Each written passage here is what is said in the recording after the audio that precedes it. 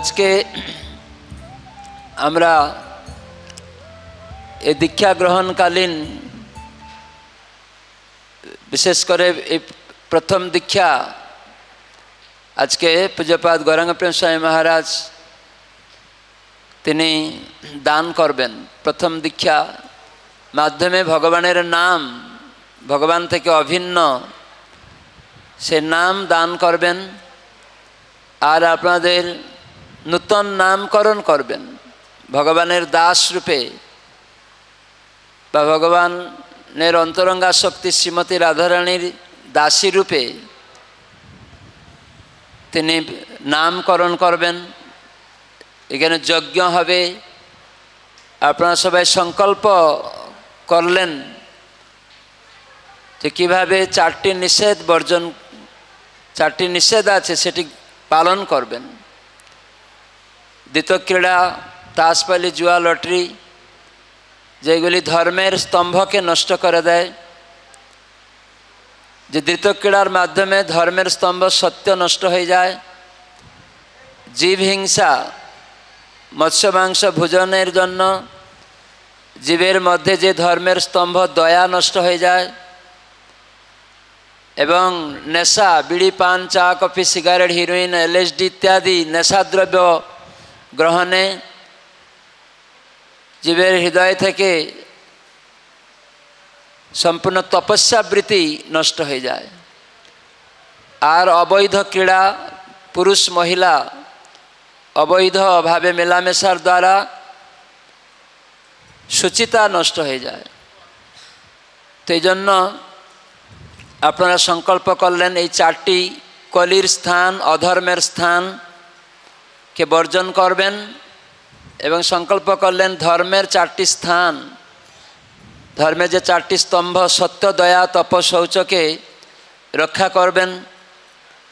तार अंगीकारबद्ध संकल्प परिकर हलें। संकल्प करार जन्य अपना शपथ करलें एवं गुरुदेव के श्रील प्रभुपाद एवं महाप्रभुर प्रचार कार्यक्रमे साहाय्य करबें।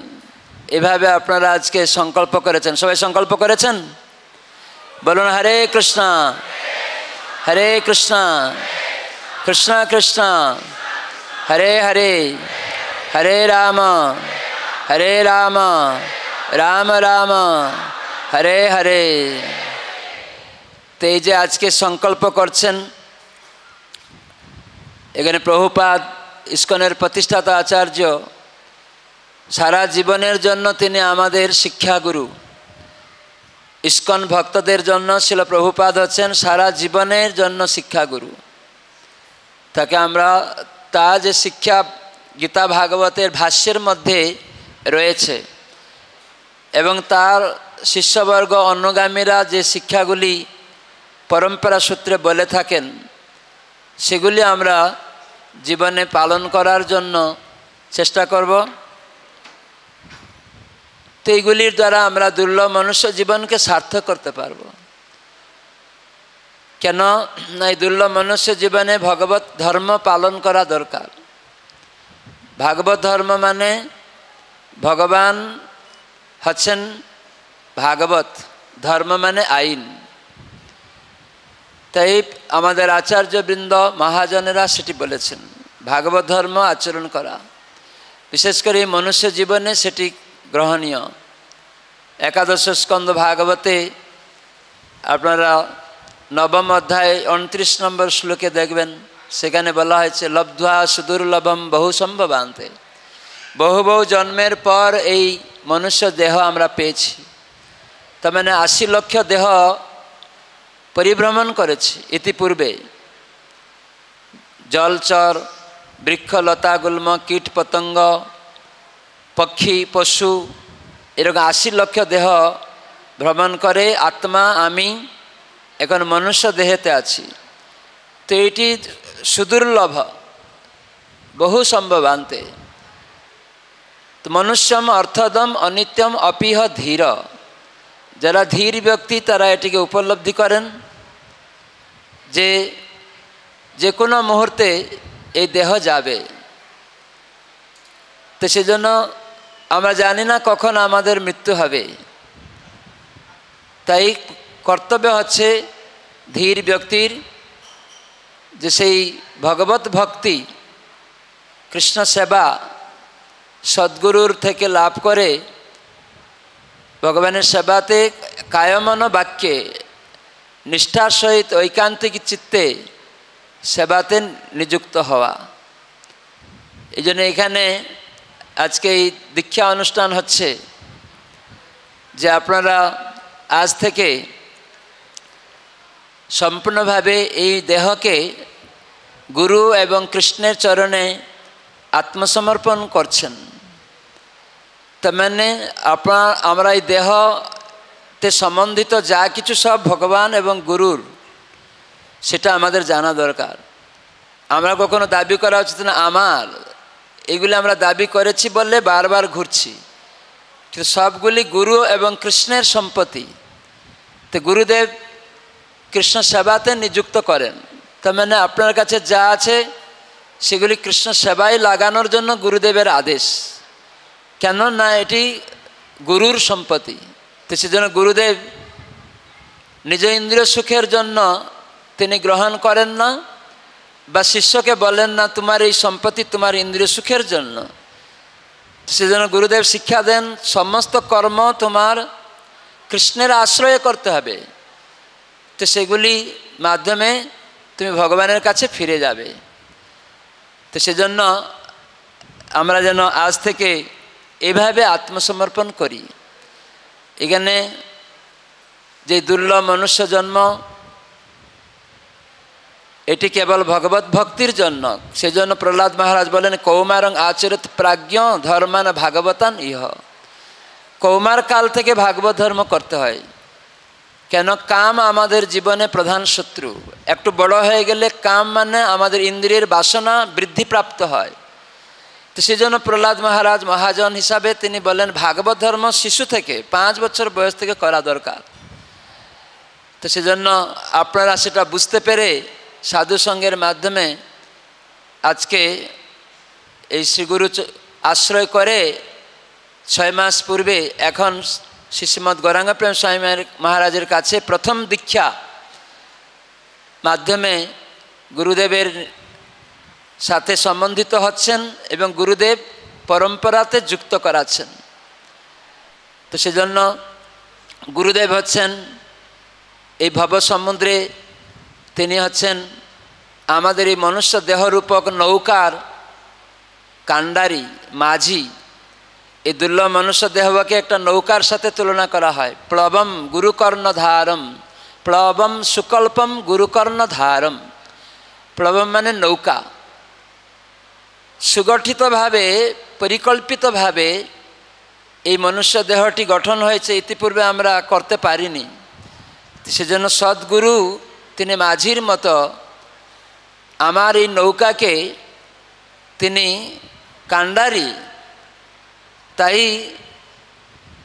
যে নিদেহম সুদুর্লভম বলা আছে, নিদেহম এই মনুষ্য দেহ সুলভম আর সুদুর্লভম। তার মানে এটা পাওয়া খুব কঠিন। এই মনুষ্য দেহ সুদুর্লভ বলা আছে। নিদেহম সুলভম সুদুর্লভম প্লবম সুকল্পম গুরুকর্ণধারম ময়ানুকূলেন নবসতরিতাম। ভগবান বলছেন যে আমার কথারূপক অনুকূল বায়ুর দ্বারা এই নৌকাটা পরিচালিত হবে, আর সেখানে সুদক্ষ কাণ্ডারি হচ্ছেন গুরুদেব। এইরকম আমরা সুযোগ পেলাম। যদি আমরা এই মনুষ্য দেহ লাভ করে পুমান ভবাব্ধিম, যেই মনুষ্য দেহ আমরা পেয়ে যদি ভবসমুদ্রকে উত্তীর্ণ হওয়ার জন্য চেষ্টা না করি, স আত্মহা পুবান ভবাব্ধিম নতরে তো স আত্মহা, সে ব্যক্তি আত্মঘাতী। আত্মঘাতী মানে যে বারবার জন্ম মৃত্যু চক্রে এই জগতে থেকে যাওয়া, সেজন্য তাকে আত্মঘাতী বলা আছে। সেজন্য গুরু তিনি মাঝি, তার আশ্রয় আমরা নিচ্ছি।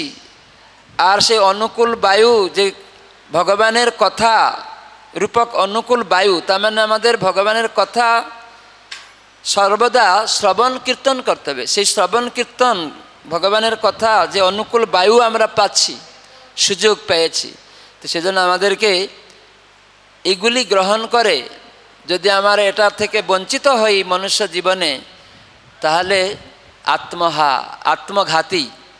আত্মঘাতী মানে অন্য জড় বিষয়ের প্রতি আসক্ত হয়ে এই জগতে বারবার চক্রে ঘোরা, পশু পাখি কীট পতঙ্গ, এই জন্য তাকে বলা হয় আত্মঘাতী।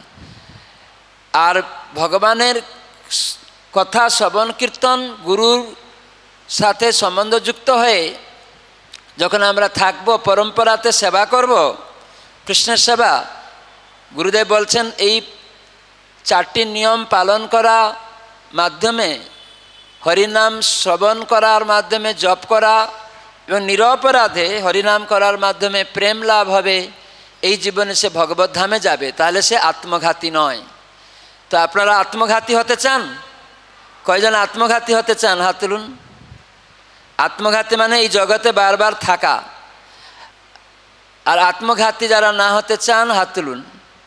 হরি বল। তার মানে এই যে গুরুদেবের কাছে আজকে অঙ্গীকার করছেন, তাই জন্য হরিনাম ভগবানের অবতার, নাম অবতার, তো সেটি আজকে আমরা গ্রহণ করবেন। আর এই হরিনামের দ্বারা শাস্ত্রে বলা হচ্ছে যে গোলক বৃন্দাবনে যাওয়া যাবে। 32 অক্ষর 16 নাম 32 অক্ষর মহামন্ত্র পদ্মপুরাণে বলা হচ্ছে 32 অক্ষরম মন্ত্রম নাম ষোড়শকানতানি। 16 নাম 32 অক্ষরাত্মক যে মহামন্ত্র, প্রজপন বৈষ্ণব নিত্যম, যে বৈষ্ণব নিত্য জপ করবেন, রাধা কৃষ্ণ স্থলং লভেত। আজকে রাধারানীর আবির্ভাব, তো রাধারানী কৃষ্ণ ছাড়া থাকেন না, একা, তো সেই জন্য রাধা কৃষ্ণ স্থলং লভেত, রাধারানীর ধাম গোলক বৃন্দাবনে চলে যাবেন। কয়জন গোলক বৃন্দাবনে যেতে চান? হরি বল। তো এই নাম করতে গেলে নাম অপরাধের বিচার করে, তো ছিল জয়প্রকাশ স্বামী গুরু মহারাজ বলছিলেন, তাই জন্য আমরা এই ভগবানের নাম করার আগে পঞ্চতত্ত্ব নাম করি। শ্রীকৃষ্ণ চৈতন্য প্রভু নিত্যানন্দ শ্রী অদ্বৈত গদাধর শিবাসাদি গৌর ভক্তবৃন্দ, এটাকে ভালো করে মনোনিবেশ করে 1 বার 2 বার 3 বার বহুবার বলা যেতে পারে পঞ্চতত্ত্ব নাম। তার প্রথমেই গুরুদেবের নাম বলবেন, গুরুদেবের প্রণামন্ত্র বলবেন নাম জপ করার আগে। প্রভুপাদ তাৎপর্যে চৈতন্য চরিতামৃতে এবং তার লেকচারে বলেছেন যে গুরুদেবের নাম করার মাধ্যমে শক্তি বেশি অর্জিত হয়। এই জন্য গুরুদেবের নাম উচ্চস্বরে জপ করবেন, বলবেন নমঃ বিষ্ণুপদায় কৃষ্ণপৃষ্ঠায় ভূতলে শ্রীমতে গৌরাঙ্গ প্রেম স্বামী নীতি নাম। এই লাইট অফ করলো কে? না কারেন্ট চলে গেছে?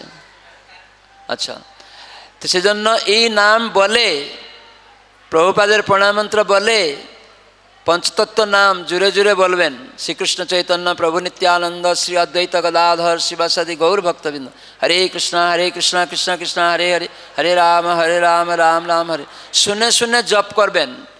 আমরা কনিষ্ঠরও কনিষ্ঠ হতে পারিনি, বাচ্চা শিশুর মতো আমাদের মন চঞ্চল। অতএব এই নাম করবেন যখন 16 নাম 32 অক্ষর শুনবেন। কয়জন শুনে শুনে 16 মালা জপ করেন? হাত তুলুন দেখি। সবাই নিজে শুনতে পাবেন স্পষ্ট উচ্চারণ, কোনো অক্ষর ছেড়ে যাবেন না। হরে কৃষ্ণ কৃষ্ণ কৃষ্ণ হরে হরে, হরে রাম রাম রাম হরে। এটাকে মনোনিবেশ করবেন। কোনো রাধা কৃষ্ণ দেখা দেখি না, কোনো কাল্পনিকভাবে কোনো কিছু দেখবেন না, কেবল এই অক্ষরের ধ্যান। হরে কৃষ্ণ, এই অক্ষর নাম ব্রহ্ম, কৃষ্ণ স্বয়ং রাধা কৃষ্ণ। সেটা জয়প্রকাশ স্বামী গুরু মহারাজ বলছিলেন আমরা জপের সময় এই নামের ধ্যান করব, এটি প্রভুপাদ নির্দেশ দিয়েছেন। কৃত্রিম উপায়ে রাধা কৃষ্ণ এইরকম সেইরকম নীল বসন পরেছে, হলুদ বসন পরেছে, এই বাঁশি ধরে আছে, এইরকম কৃত্রিম উপায়ে নাম করবেন না। শুধু হরে কৃষ্ণ এর ধ্যান করতে করতে এই হরে কৃষ্ণ মন্ত্র যখন গাঁথবে হৃদয়ে, হুচট খেয়ে যখন অকৃষ্ণ আসছে জানবেন আপনার কৃষ্ণ নাম হতে শুরু করেছে। আর এরকমভাবে এই নাম কৃষ্ণ স্বয়ং অভিন্ন, তখন সেই রাধা কৃষ্ণ আপনার হৃদয়ে প্রকটিত হবে প্রথমে, আর হৃদয় থেকে আপনি জানতে পারবেন। তখন ভগবান একদিন আপনার সম্মুখেও প্রকটিত হবেন। তো সেজন্য অভ্যাস এই নাম করতে হবে। তো সেটি তখনই সুফল লাভ হবে যদি আমরা এই পঞ্চতত্ত্ব নাম করার মাধ্যমে হরে কৃষ্ণ মহামন্ত্র জপ করি, তাহলে আমরা অপরাধ থেকে মুক্ত হতে পারবো। আর এখানে সম্পূর্ণভাবে যে 10টি নাম অপরাধ রয়েছে পদ্মপুরাণে সিরিয়ালি দেওয়া আছে, নামহট্ট পরিচয়ে রয়েছে, সেগুলি আমাদের সর্বদা শ্রবণ করতে হবে। প্রতিদিন এই নাম অপরাধ শুনবেন, আবার এই নাম অপরাধ অন্যকে বলবেন। ভক্তিবিনোদ ঠাকুর বলেছেন, যদি কেউ নাম করে, নাম অপরাধ না কীর্তন করে, না শুনে এবং অন্যকে নাম অপরাধ সম্বন্ধে জ্ঞাত না করায়, তারাও নাম অপরাধের দ্বারা দুষ্ট হয়ে যাবেন, নাম অপরাধী হয়ে যাবেন। এই জন্য আপনারা যখন নাম অপরাধ জানবেন, এই জন্য অন্য ভক্তকে বলবেন এই নাম অপরাধটা তুমি নিজে শুনবে, নিজে বলবে, অন্যকেও বলবে নাম করে, এটাকে যেন সতর্ক থাকা যায়। কেন ভগবানের নামটা অপরাধের বিচার করছে, হরে কৃষ্ণ মহামন্ত্র। তো সেজন্য আমাদেরকে সাবধানতার সহিত 10টি নাম অপরাধ যেন আমরা মুক্ত হই। তো প্রথমে অপরাধ মুক্ত হওয়া যায় না, প্রথমে শুদ্ধ নাম হয় না, তার জন্য ব্যস্ত হবেন না। ভক্তি সিদ্ধান্ত সরস্বতী ঠাকুর প্রভুপাদ তিনি বলেছেন যে এই হরিনাম এখন আমার শুদ্ধ হচ্ছে না, বন্ধ করে দিব না। হরিনাম করতে গিয়ে অবান্তর বিভিন্ন চিন্তা চলে আসছে, তাও ভগবানের নাম ছাড়বেন না। নামটা পরিচয় লেখা আছে দেখবেন, ভগবানের শ্রী নাম গ্রহণ, ভগবানের নাম গ্রহণ। ভক্তি সিদ্ধান্ত সরস্বতী ঠাকুরের একটা কোট রয়েছে, ওটা শুনবেন, নামটা পরিচয়ই রয়েছে। সেখানে ভক্তি সিদ্ধান্ত ঠাকুর প্রভুপাদ বলেছেন যে নাম গ্রহণ করতে গিয়ে বিভিন্ন অবান্তর চিন্তাধারা চলে আসে, হরে কৃষ্ণ কৃষ্ণ করে বাচ্চা, টাকা পয়সা, কেউ শত্রু বা বিভিন্ন রাজনৈতিক বিভিন্ন ঘর বাড়ি এসব মনে চলে আসে হরে কৃষ্ণ করতে গিয়ে। ওটা আসলেও হরিনাম ছাড়বেন না, জুড়ে জুড়ে করবেন। এই জন্য এটা আসছে মানে আপনি মনে মনে করছেন, এই জন্য জুড়ে জুড়ে করবেন, তাহলে ওটা আসবে না। তুলসীর সামনে করবেন, তাহলে ওটা আসবে না। তো সেজন্য নাম বন্ধ করবেন, এই করতে নাম করছি এইসব আসছে, তা নাম বন্ধ, তাহলে কোনো দিন লাভ হবে না। তো সেই জন্য এই কৃত্রিম উপায়ে আবার নাম স্মরণ করতে যাবেন না। কৃত্রিম উপায়ে ও রাধাকৃষ্ণ এইরকম সেরকম, যেমন বৃন্দাবনে কিছু সাধু তারা এটাকে করে, কৃত্রিম উপায়ে তারা অনেক কিছু বলার চেষ্টা করে, মনে মনে করতে বলে। আমাদের মন চঞ্চল, স্থির নয়, তাই আমরা যেন জুড়ে জুড়ে নাম করব, শুনে শুনে করব, তুলসীর সামনে করব, ভক্ত সঙ্গে করব, তাহলে আমাদের এই নাম কীর্তন স্মরণ হবে। তখন স্মরণ প্রভাবে মানে কীর্তন প্রভাবে স্মরণ স্বভাবে নির্জন ভজন সেকালে সম্ভব, তখন মানসিকভাবে উদিত হবে। আর এই মানসিক নাম স্মরণ করার জন্যই উচ্চ ঈশ্বরের নাম জপ। আর বৈষ্ণব সঙ্গে করলে কোনো ভক্ত বা বিভিন্ন যে অপরাধ হয় সেখান থেকে আমরা মুক্ত হতে পারি। সেই জন্য বেড়া দিয়ে রাখতে হয়। বৈষ্ণব অপরাধ থেকে বা 10টি অপরাধ থেকে, যে কোনো অপরাধ থেকে যদি আমরা মুক্ত হতে চাই, সেবা অপরাধ, ধাম অপরাধ, নাম অপরাধ, এসব অপরাধ থেকে মুক্ত হতে গেলে সাধু সঙ্গের মধ্যে আনুগত্যে থাকতে হবে, তাহলে আপনি মুক্ত থাকবেন, নাহলে মুক্ত থাকতে পারবেন। নাহলে যখন তখন অসৎসঙ্গ করেই আপনি অপরাধ করতে শুরু করে দেবেন। সেজন্য 10 নাম অপরাধ, প্রথম নাম অপরাধ বলা হয়েছে যে সব বৈষ্ণব ভক্তবৃন্দ নাম প্রচার করেন, হরে কৃষ্ণ কৃষ্ণ কৃষ্ণ হরে হরে, হরে রাম রাম রাম হরে হরে, এই মহামন্ত্র কীর্তন করেন, জগত মানুষকে দান করেন, বলেন যে হরিনাম করুন, পরম্পরা সূত্রে ভগবান থেকে অভিন্ন এ নাম করুন, হৃদয়ের আয়না পরিষ্কার হবে, আর সমস্ত দাবাগ্নি থেকে আপনি মুক্ত হবেন এবং সর্বশেষে কৃষ্ণ প্রেম পাবেন নিরপরাধে ভগবানের নাম করলে। সেই জন্য আমাদের নাম করছেন এইরকম ভক্ত, আবার সেটির প্রচার করছেন অন্যকে। এই ধরনের বৈষ্ণব ভক্তদের কখনো আমরা যেন নিন্দামন্দ না করি। সেরকম 6 প্রকার নিন্দা রয়েছে, মানে অপরাধ, বৈষ্ণব অপরাধ 6 প্রকার আছে। যেমন কোনো বৈষ্ণবকে দর্শন করে হর্ষ না করা, আনন্দিত না হওয়া, মনে দুশ্চিন্তাগ্রস্ত হয়ে যাওয়া, দুঃখ প্রকাশ করা, বা জানছি শুনছি বৈষ্ণব এসেছেন, তাকে হয়তো আমরা অবমাননা করলাম। হ্যাঁ, আমার একটা সিনিয়র গুরু ভ্রাতা এসেছে আমাদের এখানে প্রচারে, বাড়িতে অন্যকে বলে এই যেতে হবে না ওনার কাছে, আমি তো তোমাদের ভক্তি জীবন করছি। প্রচারক এসছে, গুরুদেব এসছে, তখন আপনি আর একজন কেউ কনিষ্ঠেরও কনিষ্ঠ, দুদিন হয়তো প্রচারক হয়েছে, তখন সে আপনাকে বলছে না না, প্রচারক সবাইয়ের কাছে যাওয়ার জন্য বলবে। আবার প্রচারক বলবে যে এই ভক্ত বৈষ্ণব নিন্দুক, এই ভক্ত গুরু নিন্দুক, এই ভক্ত এইগুলি করে না, অতএব তার থেকে দূরে থাকবেন। সেজন্য তার নিন্দা না করে, তার সমালোচনা না করে। আপনি যখন জানেন যে এই ভক্ত অন্য ভক্তদের সমালোচনা করে, তাই তার থেকে দূরে থাকতে হবে। যদি অন্য কোনো বৈষ্ণবের গুণ নিন্দা করছে, সবসময় ভক্ত আরেক বৈষ্ণবের গুণ কীর্তন করবে, সেই রকম আমাদের চিন্তা করতে হবে। তো সেজন্য বৈষ্ণব দেখে আনন্দিত হওয়া, এগিয়ে যাওয়া, আনার জন্য ডেকে, তারপরে বৈষ্ণবকে আমরা যদি তাকে দেখে হর্ষ, তারপরে আমরা কখনো কখনো ক্রোধান্বিত হই কোনো ভক্তের উপরে, ক্রোধান্বিত হই কখনো কখনো কারো মঙ্গলের জন্য, কখনো কখনো কোনো প্রবলেমের জন্য।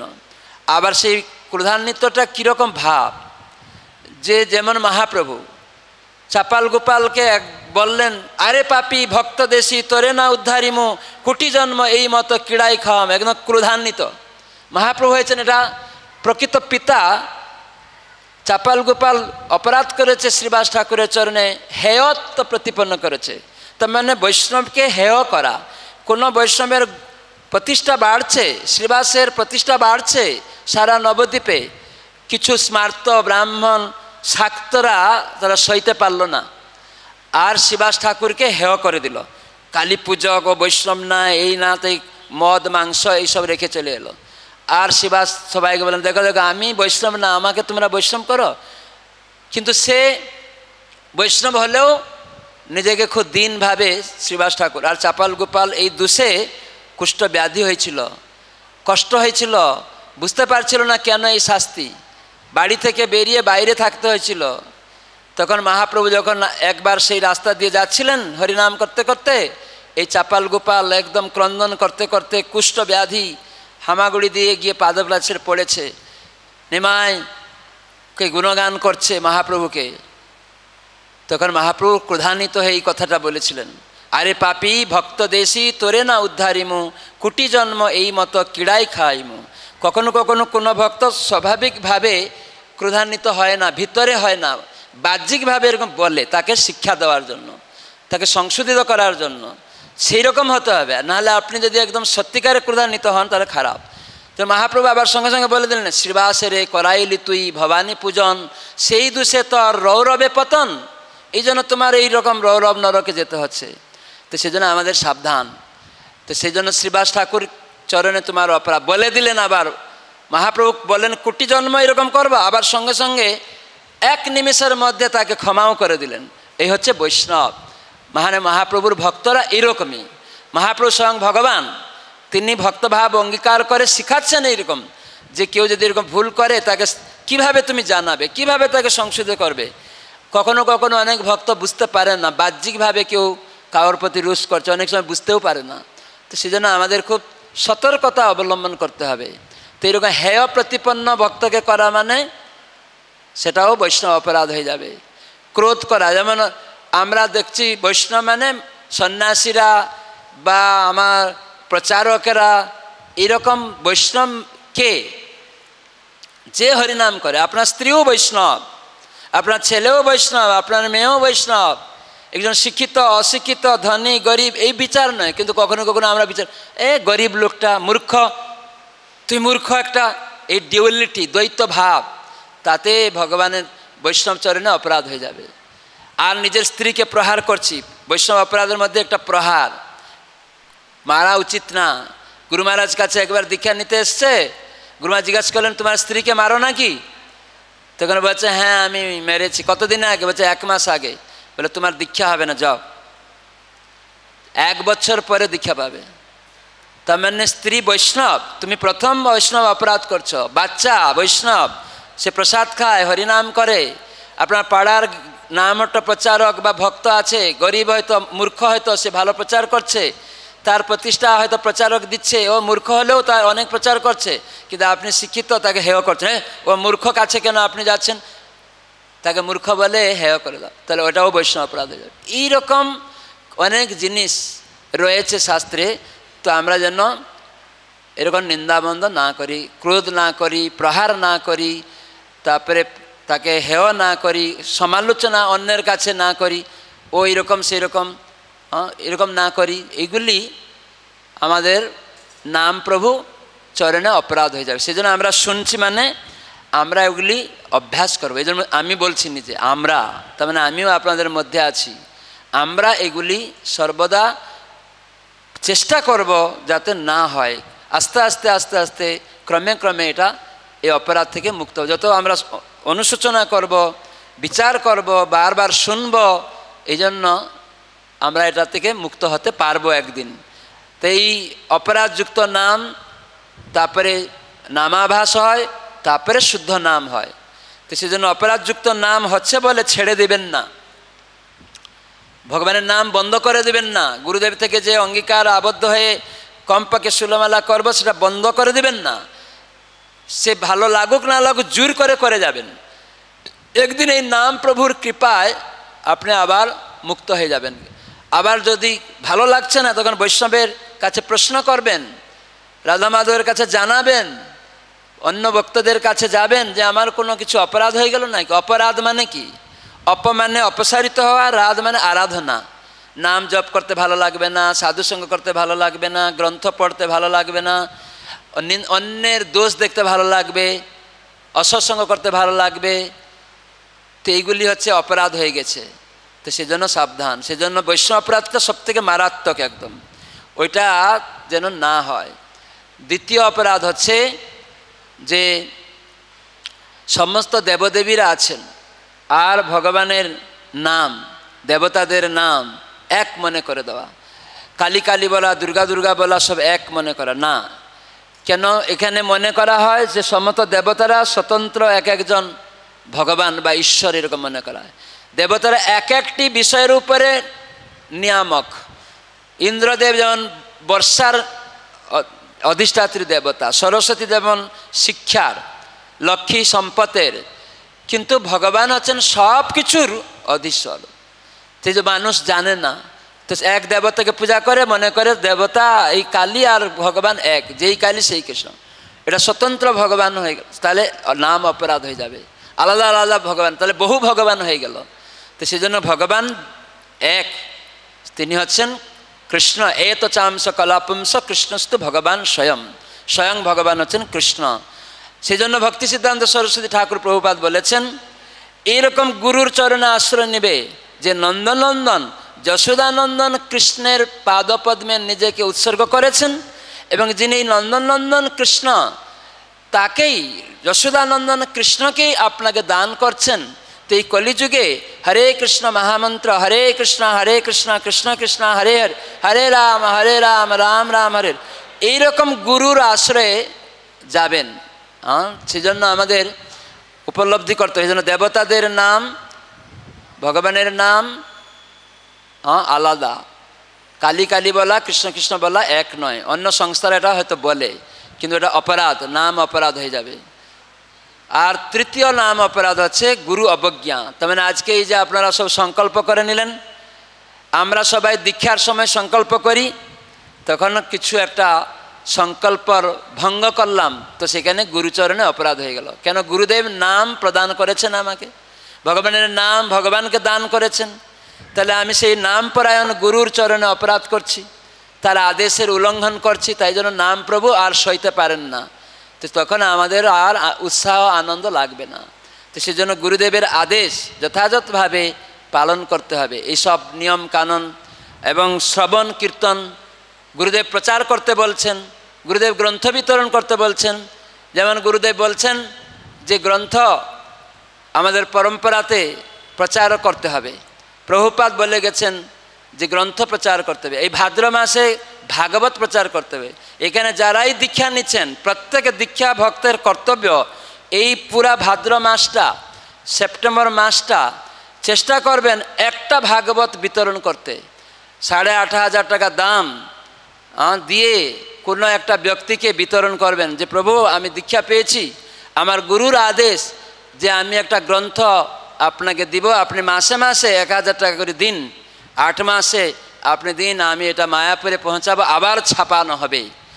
আপনারা সবাই এই গ্রন্থ প্রচার করার মাধ্যমে এই দীক্ষার সার্থকতাও লাভ করবেন। এটা গুরুর আদেশ আপনাদের প্রতি।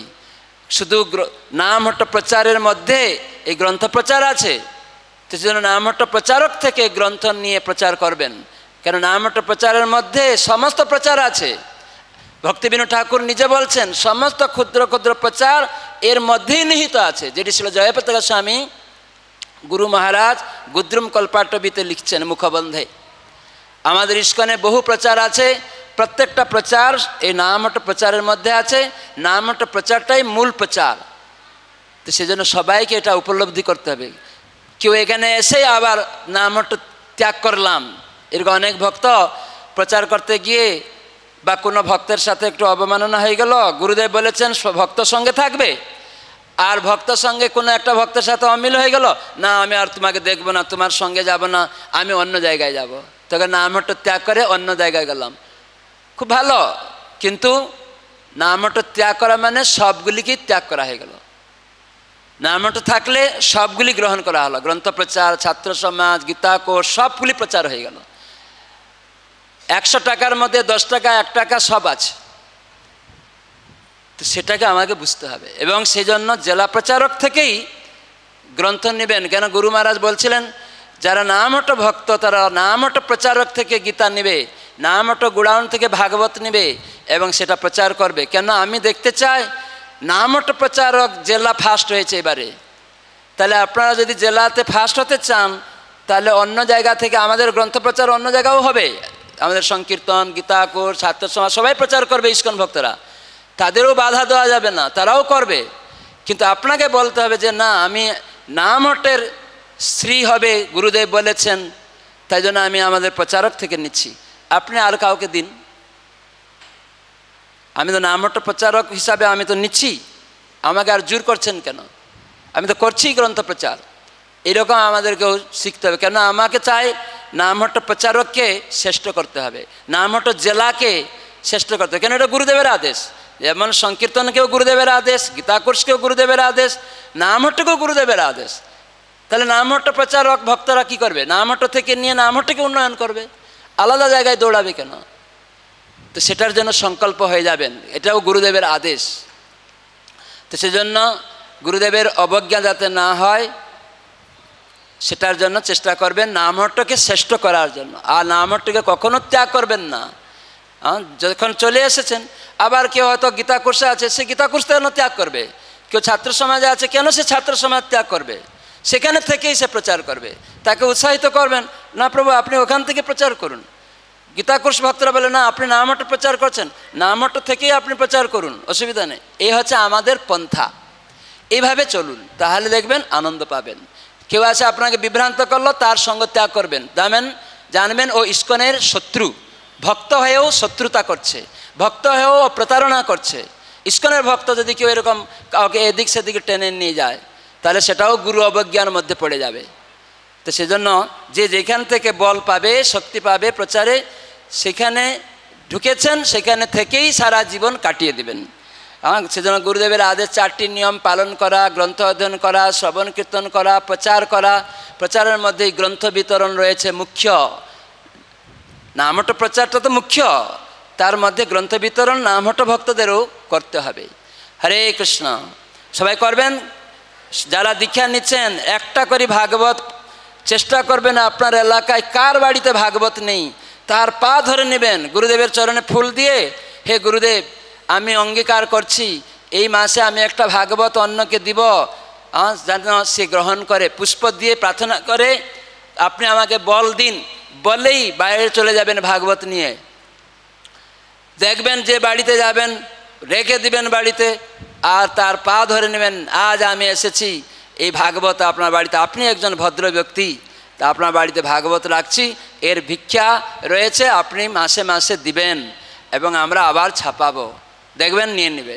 এরকম করে যাবেন। অনেক ভক্ত আমি এরকম টিপস দিয়েছি, বলেছি, তারা বলছে মহারাজ যতগুলো নিয়ে গেছি সব শেষ হয়ে গেছে, প্রতিদিন গেছি শেষ হয়ে গেছে, গীতা ভাগবত সব শেষ হয়ে গেছে। বলছে আবার আমাদের প্রচারক পাঠাতে পারলো না। প্রচারক বলছে আমি এখন বৃন্দাবনে আছি, কে নিয়ে যাবে? আমি বললাম আপনি নেই, আপনি চলে আসুন। প্রচারের সময়, গ্রন্থ বিতরণের সময় প্রচারক বৃন্দাবনে ঘুরবে না। আর লোকাল প্রচারক যারা চক্রবর্তী উপচক্রবর্তী ঘুরবে না, বৃন্দাবনকে পরিক্রমা করবে না, তারা প্রচারে বেশি মনোনিবেশ করবে। আমাদের ম্যারাথনের সময় সব চলে যায়, না যাবে না, গ্রন্থ দিতে হবে, এটা করতে হবে, বেশি ঘোরা চলবে না, চলবে মাঝে মাঝে। সব সময় সারা বছর বৃন্দাবনে ঘুরবো এরকম করলেও ঠিক না। একবার যেতে পারে, কোনো একটা ভক্তদেরকে নিয়ে যেতে পারে, তবে সেটা আনুগত্যে, ভক্তদের দ্বারা আনুগত্যে। ভক্তি সিদ্ধান্ত সরস্বতী ঠাকুর প্রভুপাদ বলেছেন নাম জপ, গ্রন্থ বিতরণ, তীর্থযাত্রা, তোমার সমস্ত রান্না যা কিছু রয়েছে, মন্ত্র জপ, যদি গুরু বৈষ্ণবের আনুগত্যে না করো তাহলে ওটা মায়া। ভক্তি সিদ্ধান্ত সরস্বতী ঠাকুর বলছেন ওটা মায়া। আমরা যদি গুরু বৈষ্ণবের আনুগত্য ছাড়া একটা ট্যুর নিয়ে চলে গেলাম, প্রচারককে না জিজ্ঞাসা করে, গুরুদেবকে জিজ্ঞাসা না করে চলে গেলাম। আমাদের প্রচারক যখন ট্যুর করে গৌরাঙ্গ প্রেম স্বামী মহারাজ কাছে জিজ্ঞাসা করে, গুরু মহারাজকে মাঝে মাঝে জিজ্ঞাসা করে। আমরা একবার জানি গুরু মহারাজ কাছে আমাদের নদিয়া জেলার প্রচারক বলেছে, গুরু মহারাজ আমরা যাব দ্বারকায়। তো যেহেতু বলা হয়েছে তখন গুরু মহারাজ চিন্তা করছেন। যখন করোনা সময় ট্রেন বন্ধ হয়ে গেল, গুরু মহারাজ জিজ্ঞাসা করছেন ওই যে প্রচারক গেল দ্বারকায়, সে কি ফিরে এসেছে? এই ট্রেন বন্ধ হয়ে গেল। আর যেহেতু গুরুদেবকে বলে গেছেন, ওদের ট্রেনটাই শুধু চললো আর সব ট্রেন বন্ধ ছিল। দেখুন গুরুদেবের কীরকম শক্তি। জয় গুরু মহারাজ কি। সেই জন্য গুরু আনুগত্যটা এরকমই শক্তি পাবেন। আপনি যদি নিজে করতেন ফেসে যেতেন, আসতে পারতেন না। স্বতন্ত্রতা ওটাই দুর্বুদ্ধি হয়ে যায়।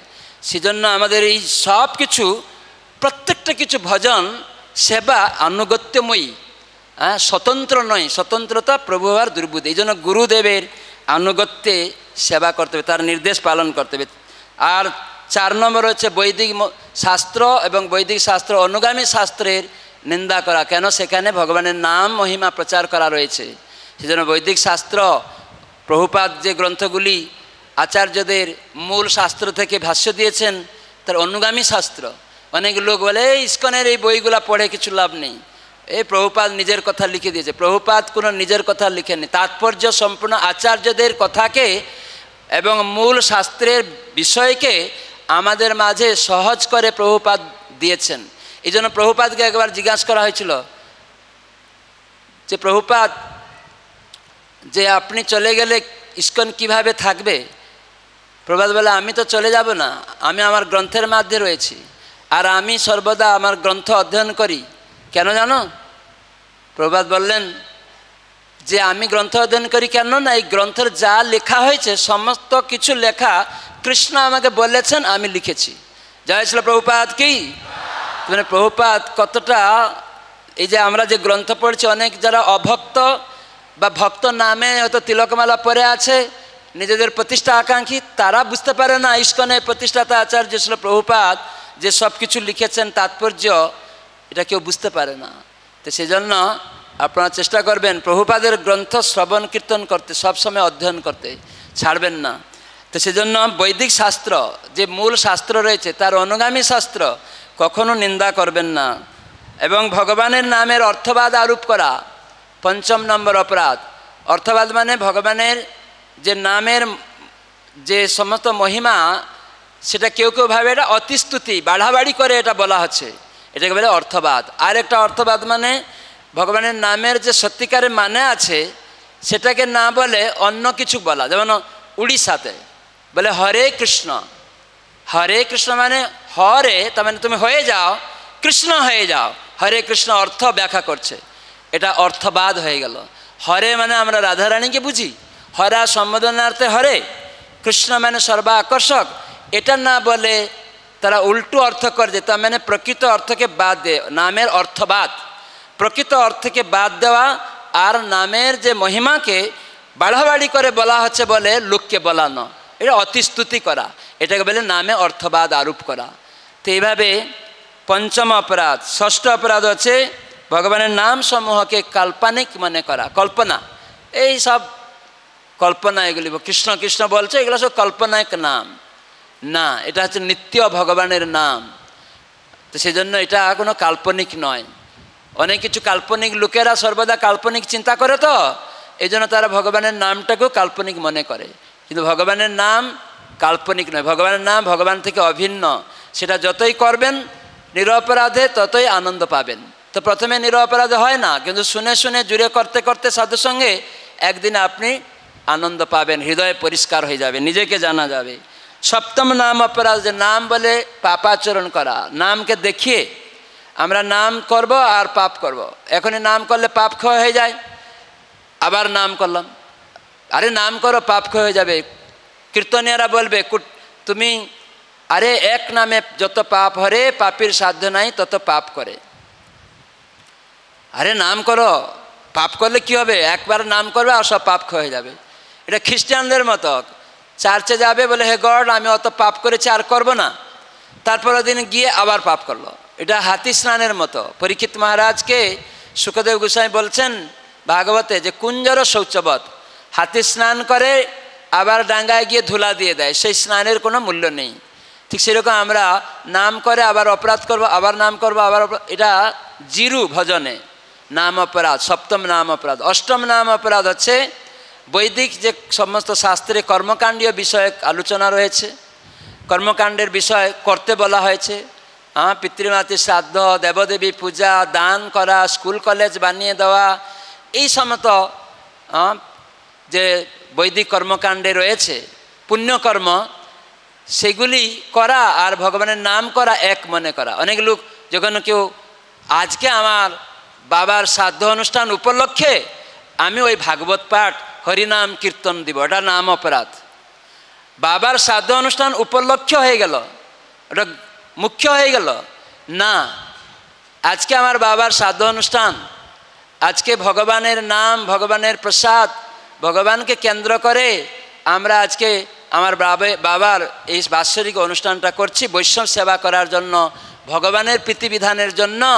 আজকে আমরা আমাদের পিতৃদেবের শ্রাদ্ধ অনুষ্ঠান করছি ভগবানের প্রীতিবিধানের জন্য। এই বাবার এই শ্রাদ্ধ অনুষ্ঠানটা হচ্ছে এরকম না, বাবার শ্রাদ্ধ অনুষ্ঠান উপলক্ষে হরিনাম করছি, তাহলে ওটা নাম অপরাধ হয়ে যাবে। এরকম যেন না হয়, কর্মকাণ্ডে ফেসে যাবেন। তো সেজন্য ভক্তরা সর্বদা ভগবানের সুখ বিধানে থাকবে।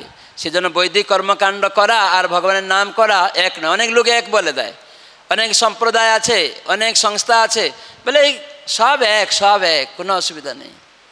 এই দুর্গা পূজা করা আর ভগবানের নাম করা সব এক, বাবা মার সেবা করা আর ভগবানের নাম করা সব এক। বাবা মার সেবা করো না, ওটা নাম অপরাধ চলে যাবে। বাবা মার সেবা করো অসুবিধা নেই, কিন্তু বাবা মার সেবা আর নামের সাথে এক বলে দেওয়া এটা অপরাধ। যেন অনেক লোক বলে যে জনার্দন জনসেবা কি জনার্দন সেবা বলে, মানব সেবা মাধব সেবা বলে অনেক লোক। মানব মাধব, ভগবান মানব সেবা করো, মাধব সেবা হয়ে গেল, এটাও ভুল। এরকম সব এক মনে করে। এইসব মানব সেবা করো, প্রকৃত মানব সেবা হচ্ছে ভগবানের নাম দেওয়া, প্রসাদ দেওয়ার মাধ্যমে হৃদয়কে পরিবর্তন করে। মনুষ্য জানে না যে আমি ভগবানের দাস, ভগবানের দাস রূপে নিযুক্ত করার মানে সে, এটা হচ্ছে প্রকৃত মানব সেবা হলো ভগবানকে দানের মাধ্যমে। ভাত ডাল দানের মাধ্যমে প্রকৃত মানব সেবা হয় না, আরও সেই মানবকে নিচে আত্মঘাতী করানো হয়। এই জগতে আরও বারবার পশু পাখি কীট পতঙ্গে নিয়ে যাওয়া হয়। যতদিন একজনকে ভগবানকে দান না করা হয়, ভগবানের প্রসাদ না দেওয়া হয়, সে কোনোদিন প্রকৃত মানব সেবা হয় না। সেখানে এই জগতে তাকে আরও কষ্ট দেওয়া হয়। যেমন ঘা হয়েছে, ফুড়া ঘা হয়েছে, আপনি পাখা বিছালেন, হাওয়া দিলেন, তখন আরাম লাগবে একটু। আপনার একটা রোগ হয়েছে, ঔষধ দিলেন, একটু সাময়িকভাবে ভালো হবে, আবার আরেকটা রোগ হয়ে যাবে, তারপরে দিন আরেকটা রোগ হয়ে যাবে। কিন্তু বুদ্ধিমান মানুষ এই ফুড়া ঘাটা যন্ত্রণা করছে, হাওয়া দিলে আপনি তাকে আরও কষ্ট বাড়িয়ে দিচ্ছেন। কষ্ট বাড়িয়ে দিচ্ছেন কি, ফু ফু করলে বাবা খুব আরাম লাগছে, পাখাটা দাও। মা বাবা কি সারাদিন পাখা দিবে নাকি? কিন্তু পাখা যেই বন্ধ করে দেবেন আবার কষ্ট যন্ত্রণা।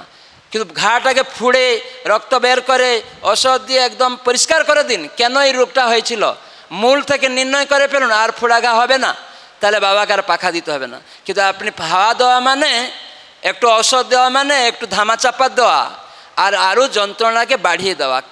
তো সেই জন্য মানুষ জানে না, সেটা ভালো, সাময়িক একটু উপকার হলো, ওই প্রশংসা নিন, সাময়িক প্রশংসা নিন, একটু ধর্ম, কিন্তু ওটা প্রকৃত পর বা শ্রেষ্ঠ ধর্ম নয়। তো সেই জন্য বৈদিক কর্মকাণ্ডের সাথে ভগবানের নাম করলে হবে না। ভগবানের নাম হচ্ছে নিত্য, আর এই কর্মকাণ্ড বস্তু হচ্ছে অনিত্য। ভগবানের নামের দ্বারা আমরা ভগবত ধামে যাব, আর এই জড়জাগতিক কার্যকলাপে পুণ্যকর্মে এই জগতে আপনাকে থাকতে হবে, চক্রে ঘুরতে হবে। তাই আত্মহা, তাই গুরুদেবের কাণ্ডারি রূপে তার কাছে দীক্ষা নেওয়া মানে আপনি আত্মঘাতী যাতে না হন, তার মানে এই জগতে যাতে চক্রেতে না ঘুরেন তার জন্য চেষ্টা। তারপরে নবম নাম অপরাধ হচ্ছে শ্রদ্ধাহীন ব্যক্তিকে ভগবানের নামের মাহাত্ম্য বলা। যাদের কোনো শ্রদ্ধা নেই, কেবল আমরা তাদের কাছে ভগবানের নাম করতে পারি, উচ্চ ঈশ্বরে আমরা নাম করতে পারি, তাদের ভগবানের নাম মহিমা উপদেশ দিতে পারি না, তারা বুঝে না, খারাপ কথা বলবে, তখন অপরাধ হয়ে যাবে। সেজন্য আপনাকে সাবধান হতে হবে। আর দশম নাম অপরাধ হচ্ছে যে আমরা অত সব কিছু জানলাম যে ভগবানের নাম করার মাধ্যমে আমি নিত্য দাস, কৃষ্ণ সেবা করা আমার পরম কর্তব্য, তিনি আমার সেবনীয় পূজনীয়, তাই সব কিছু ভগবানের, তার সেবা করব, কিন্তু আবার আমি চিন্তা করছি না এগুলি আমার আমার এই বিষয়ের প্রতি আসক্ত হয়ে গেলাম, তাহলে এটাও 10 নাম অপরাধের মধ্যে চলে যাবে। তো সেই জন্য খুব সাবধান থাকবেন। এখন আমাদের পূজ্যপাদ গৌরাঙ্গ প্রেম স্বামী মহারাজ এসছেন, তা আসবেন। তো সেজন্য আমি আর দুটো কথা বলে শেষ করব। বিশেষ করে অনেক সময় আমরা দীক্ষা নিয়ে যাই, হয়তো কোনো লোক হয়তো আপনাকে বলে দিবে, বাড়িতে গিয়ে দেখছেন একটা অঘটন ঘটে গেছে আপনার বাড়িতে, এতদিন খুব ভালো ছিল, দীক্ষা নিয়ে যেই গেছেন বাড়িতে, কি হলো না, আপনার বাড়িতে একটা অঘটন ঘটে গেছে, আপনার বাচ্চাটাই মারা গেছে। তখন আপনি কান্নাকাটি করলেন, লোকেরা তখন আপনার প্রতিবেশীরা, আত্মীয়রা যারা নিন্দা করতো আগে, তারা সাহস পেয়ে গেল, দেখলি দীক্ষা নিয়ে আসছিস, ভগবান রক্ষা করলো তোর ছেলেকে, তোর গুরুদেব রক্ষা করলো, তোর ছেলেটাকে খুন করে দিল এসে এইসব দুষ্কৃতীরা, তোর বাড়িতে আগুন লাগিয়ে দিল, তুই সব করে কী লাভ? তখন আপনার মানে একদম দুশ্চিন্তাগ্রস্ত, তাই তো। কিন্তু আপনাকে বুঝতে হবে এটা হচ্ছে দুষ্কৃতি অনর্থ হেতু এটা ঘটেছে। আমি পূর্ব জীবনে অন্যর ছেলেকে খুন করেছিলাম, তাই এই জীবনে আমার ছেলে খুন হলো। এই জন্য ভগবত ভক্তি গ্রহণ করার মানে কর্মাণি নির্দহতি কিন্তু চ ভক্তি ভাজা, ভক্তির দ্বারা এই কর্ম খণ্ডিত হয়। তাই আপনি দীক্ষা নিয়েছেন মানে ভক্তিকে গ্রহণ করেছেন, মাধ্যমে আপনার পূর্বের কর্ম ভগবান অতি শীঘ্রই খণ্ডন করে দিলেন। হয়তো আপনার পুত্রকে কেউ হত্যা করে দিল, তখন আপনি অনুশোচনা করবেন যে আমি আর এই জীবনে কারো পুত্রকে হত্যা করব না, কৃষ্ণ তুমি আমি আর পূর্ব জীবনে হত্যা করেছিলাম, তাই এই জীবনে তুমি আমার এই কর্মকে খণ্ডন করে দিলে। হে কৃষ্ণ আপনি কত মহান, যে হে গুরুদেব আপনি আমাকে শুদ্ধ ভক্তি দিলেন, তাই আমার কর্মাণি নির্দহতি কিন্তু চ ভক্তি ভাজা, এই ভক্তির দ্বারা এই কর্ম আজ দগ্ধীভূত হয়ে গেল। বাচ্চা তো বহু জন্ম জন্ম ধরে আমরা অনেক ছেলে মেয়ে পুত্র কন্যা পেয়েছি বা পিতামাতাও হয়েছি, সব যাবে আসবে, কিন্তু এই দেহের সাথে সম্বন্ধযুক্ত অনিত্য বস্তুর প্রতি আসক্ত হবে না, কখনো যাবে আসবে, কিন্তু এগুলি দুষ্কৃত উঠা অনর্থ হেতু এটা আসবে। দীক্ষা নেওয়ার মাধ্যমে ভক্ত এটাকে উপলব্ধি করবে। সুকৃতি উঠা অনর্থ, গরিব ছিলেন, এবারে ব্যবসায় উন্নতি হচ্ছে, চাকরি হয়ে গেল, সবাই সম্মান করছে, তখন দীক্ষা নিয়ে গিয়ে আরও আপনার উন্নয়ন হচ্ছে পরিবারে, টাকা পয়সা, তখন আপনি আগে মঙ্গলারতি করছিলেন, পূজা করছিলেন, এখন কি করছেন? না না তাড়াতাড়ি ব্যবসায় যেতে হবে, খেয়ে দিয়ে হরিনাম না করে দোকানে গিয়ে বসছেন, আরও দুর্গা পূজা এসে গেছে, বেশি টাকা চাই। আর এদিকে মঙ্গলারতি আগে করছিলেন, এখন আর করেন না।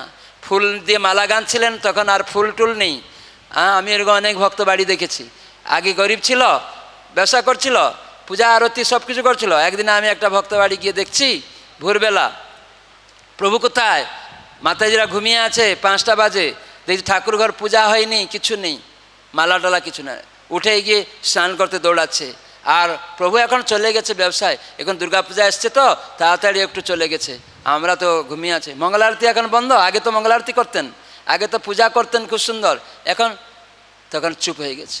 তার মানে কি এটা দুষ্কৃতি নয়, সুকৃতি উঠা অনর্থ। তার মানে অনেক জিনিস লাভবান হচ্ছেন জড়জাগতিক বিষয়, সেটার দ্বারা আপনি ভগবত সেবা বঞ্চিত হয়ে যাচ্ছেন। কিন্তু ভক্ত দীক্ষা নিয়ে কি উপলব্ধি করবে? হে কৃষ্ণ, আপনি কত দয়ালু, আজ আমার এই ব্যবসায় উন্নত হয়েছে, ভক্তরা আমাকে প্রশংসা করছে আমার গুরুর কৃপায়, ভগবান তোমার কৃপায় এত টাকা এসছে, আমি এইবারে প্রচারে আরও বেশি করে এই টাকাগুলি প্রসাদ বিতরণে আমি সাহায্য করব, গুরু মহারাজের কাছে পাঠাবো টাকাটা, আবার গ্রন্থ দান করব। এইরকম মনোবৃত্তি যখন জাগিয়ে উঠবে তাহলে আপনি এই সুকৃতিত অনর্থ থেকে মুক্ত হয়ে যাবেন। তো সেজন্য এইরকম বিভিন্ন অনর্থ, ভক্তি থেকেও অনর্থ হবে।